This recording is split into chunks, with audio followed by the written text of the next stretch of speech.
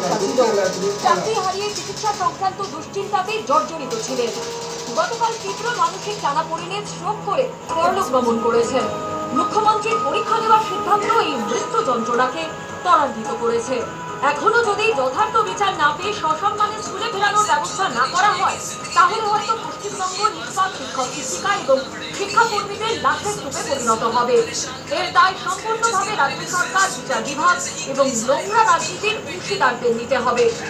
এরকম বহু শিক্ষক শিক্ষিকা শিক্ষাকর্মী রয়েছে যারা কিন্তু আজকে মানে এতই ডিপ্রেসড, এতটাই অ্যাংজাইটিতে ভুগছেন যে যখন তখন যার স্ট্রোক হতে পারে, হার্ট অ্যাটাক হতে পারে।